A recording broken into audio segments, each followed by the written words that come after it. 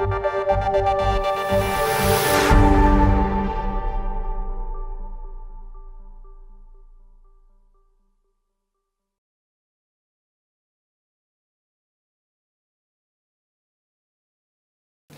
in series of Docplexus KOL interviews, we have with us Dr. A.G. Unnikrishnan and Dr. Savita Bhat.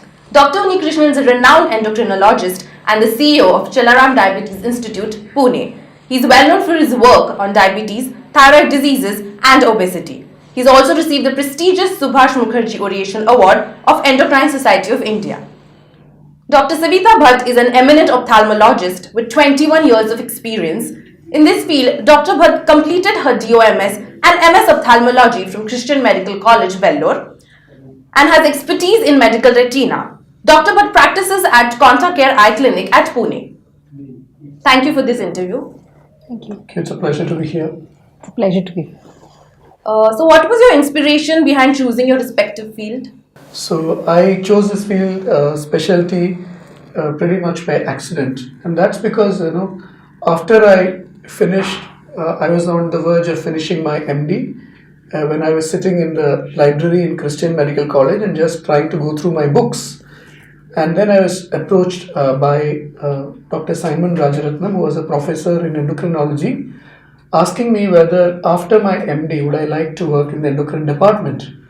So I thought that endocrinology was a new field at that time, and we are talking about the 1990s actually, and it was a new field at that time, and I thought that this is something I might like to try out and see. And when I started working in the Department of Endocrinology at CMC Vellore, I found I liked it, and therefore you can say it's quite luck by chance, if you like to put it that way, that I entered the specialty of endocrinology. About me, I would say that during my undergraduate training at Government Medical College, Bangalore, that's renowned as Bangalore Medical College and Research Institute, the ophthalmology department is a regional institute over there, and my professors there had a wonderful way of training their students, both in the practical aspects of it and also with their didactic lectures. So I was extremely inspired by them. In particular, Dr. Chandrasekhar Shetty and Dr. Padmini. Both of them have inspired me. And after I joined the course as a postgraduate student, I'm very fortunate that I've had Dr. Ravi Thomas as my professor. So both these have given me very good exposure. And I've also had a good a decade of experience under Dr. Giridhar, who has been my mentor, and I've worked under him for nearly 10 years, and I've gained my experience in medical retina and expertise under him. How often do you encounter diabetic retinopathy among diabetes patients? Are there any risk factors? About 30% of people with diabetes at some point of time have diabetes-related retinopathy. And diabetes has several complications. It affects the large blood vessels and the small blood vessels. So when it affects the small blood vessels, the retinopathy is an example of microvascular disease or small blood vessel involvement. Now, patients at risk of retinopathy are patients with diabetes who have high uncontrolled blood sugars and who have a longer duration of diabetes, and those who have other problems like, say, for example, uncontrolled hypertension and dyslipidemia. These are all factors that predict diabetes, being at high risk of diabetes-related retinopathy.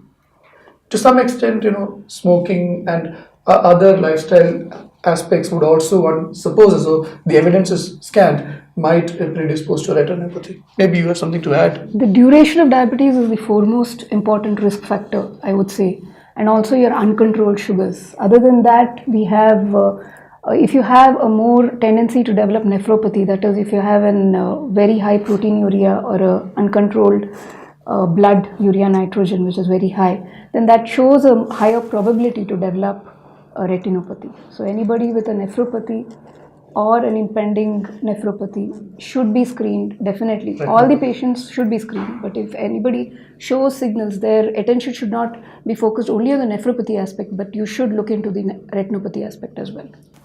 Dr. Savita, being an ophthalmologist, what are your clinical insights on diabetic retinopathy? I would say over the past 1.5 decades, we see a definite change in the community about their understanding of diabetic retinopathy. More and more people and the public are aware that diabetes does affect the eye. So there are quite a few patients who come in to us and say that they require a mandatory eye checkup, a retina checkup, and they have become aware of that. Other than that, I would say that when you get a diabetic patient, you should have a holistic approach and not just look into his retina. He can have just an uncontrolled blood sugars and haziness of vision. He needs to control his sugar and get a proper glass power to see clearly. Other than that, he can have comorbidities like glaucoma, vascular retinopathies, and even optic atrophy and other associated diseases, and not just diabetic retinopathy, which could affect his vision. With respect to both your specialties, what are major complications that are associated with management of diabetic retinopathy? Well, I think Dr. Savita has very clearly mentioned one important comorbidity of diabetic retinopathy, which is diabetes-related kidney disease. So, whenever a patient has a diabetes-related kidney disease, the chance of a coexisting diabetes-related retinopathy is very high, and therefore, a patient with diabetes kidney disease needs to be screened for diabetic retinopathy. One would also say that these subjects need to be screened for a diabetic neuropathy as well. And to some extent, some people believe that diabetes is a cardiovascular disease equivalent. So therefore, all people with diabetes, one needs to rule out the possibility of an underlying coronary artery disease as well. Of course, Savita would be the better person to talk about the ophthalmic complications of retinopathy. Yeah, as far as ophthalmic complications of diabetic retinopathy, once you get a patient who gives you a definite history of diabetes and its duration, we tend to focus on the retina aspect of it, which should not be the case. The diabetic retinopathy per se can cause blindness, and in that scenario, blindness is caused in diabetic retinopathy only in a few conditions. When you have a centrally affecting macular edema, when you have a dense vitreous hemorrhage, or when you have a retinal detachment. These are the three conditions wherein the diabetic retinopathy can cause a sight loss, whether temporary or otherwise, and blindness. But more focus should be given to the eye as a complete organ, and you can have so many other things in it. You can have cataract causing problems, you can have glaucoma causing problems, and you can have even AION, optic neuropathy is causing problems over there, or even 6 nerve palsy is causing problems over there. And in a diabetic retinopathy, just any hemorrhages which is picked up by with a direct ophthalmoscope in your clinic by physicians need not suggest just a diabetic retinopathy. We could be missing a whole lot of vascular diseases, vascular occlusions. So these are things where you do require to refer to a ophthalmologist and get a holistic approach and a regular checkup for retinopathy. What management approaches do you suggest to improve the quality of life for a diabetic patient with retinopathy? I think one of the important ways to prevent the onset and progression of retinopathy is glucose control. There have been 2 large studies done in type 1 as well as in type 2 diabetes. The type 1 diabetes was called the DCCT study, the Diabetes Control and Complications Trial, and the type 2 diabetes study was called the UKPDS study, of the United Kingdom Prospective Diabetes Studies.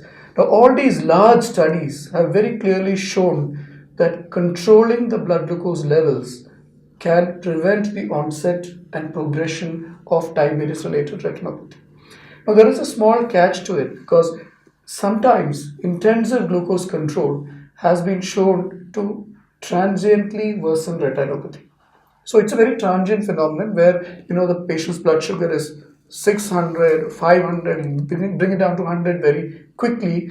There can be a temporary reduction in vision or a temporary worsening of retinopathy. But it has been shown that if you have sustained glucose control over a period of time, actually prevents the onset and the progression of diabetes-related retinopathy. So this is, to my mind, I'm an endocrinologist, so very glucose-centric view is that diabetes being a microvascular disease, diabetic retinopathy being a microvascular complications, and microvascular complications linked very closely to glycemia. From the metabolic point of view, glucose control, very important aspect. And of course, the non-glycemic aspect, maybe you can elaborate. Yeah, to improve their quality of life, you should treat and treat appropriately the diabetic retinopathy at its particular stage. If they are at a stage of non-proliferative diabetic retinopathy not affecting the central vision, possibly just a regular retinal evaluation, giving them a date and time and giving them SMS reminders is sufficient so that they don't go in walk in towards visual loss.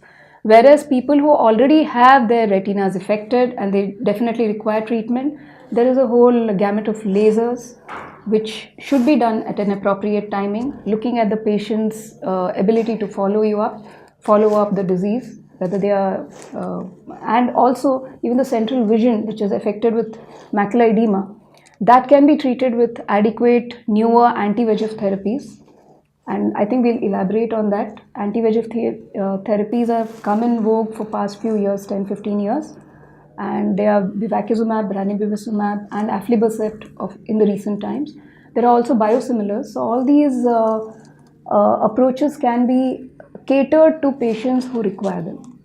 And what about surgery, vitrectomy? Yes, vitrectomy surgery, whenever it's necessary. Even combined surgeries have come in so that you don't require that much of patient sittings. You can do the cataract along with the vitrectomy. So many surgeons, along with the anterior and posterior segment surgeons, they do it together instead of doing it individually.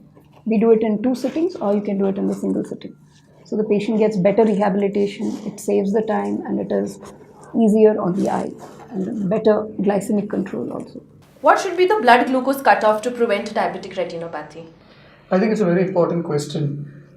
In a diabetes patient, we would like to keep the fasting below 110 milligrams per deciliter, the postprandial below 140 milligrams per deciliter, at least below 180, and the HbA1c, which is 3-monthly average of the blood glucose level, that has to be kept below 7%. Some people believe that in a very young subject, you would like to keep it as close to 6.5%. So these are the targets and can be achieved with a combination of diet and exercise, oral medications and injectables. Dr. Savita, if a patient has like a risk of diabetic retinopathy, so how often should the patient visit an ophthalmologist? I would say any patient who has diabetes should come to our clinic at least once, and before coming in to an ophthalmologist, he requires a fasting and postprandial sugar levels, not just HbA1c, which he would have done 3 months ago. We would require the current sugar level so that we can give him the correct pair of glasses. 1. Second, if you already have been diagnosed to have a diabetic retinopathy, it depends whether it's a non-proliferative or a proliferative. If it is a non-proliferative stage, depending on the stage, if it's a mild or to moderate retinopathy, possibly 6 months, every 6 months with your current sugar levels should be fine. If you have severe to non-severe, that means you have all the 4 quadrants of the retina involved with hemorrhages, hard exudates, and macula also involved or not involved, you do require 2 to 3 months follow-up. Saying that if you have a proliferative diabetic retinopathy, for treatment, you will require every monthly visits till you finish the laser, or at least weekly reviews. Following the completion of therapy for proliferative diabetic retinopathy with or without CSME, one can follow up the patient every 2 months. Have you done any work in collaboration? Well, we worked together only in the same institution only once, and that was in the Christian Medical College, Vellore, where we were doing our post-graduation and we met each other and got married. So during that time, yes, we had some common patients and we did discuss, but after that we haven't got an opportunity to work together on any research collaboration or something like that. But who knows, in future if there is a new research project or some area or some educational program where we can do some work to make an impact on diabetes and diabetes related retinopathy in India, why not? I think it's an opportunity worth thinking of. Do you have any clinical discussions at home regularly? Well, I would say if I have a patient who requires a good sugar control before I can do a surgery on him, or let's say even treat his retinopathy, I do discuss it at home on an individual patient basis. And at the same time, if he has Yes, a if I have patient some who patient who requires. requires some ophthalmic issue and I'm not able to diagnose the exact ophthalmology condition, so I do ask her. And sometimes we have patients whom we treat common. My same patient may be coming to me for a diabetes control, maybe visiting her for a retinal disease. So we do discuss these, but we try not to take our work home and discuss only clinical things at home, because we do have to we do have our personal life as well. So you being from two different specialities, how do you manage your personal and professional life? Well, I think maybe what I'm saying is unusual, but I don't believe in this concept of a work-life balance.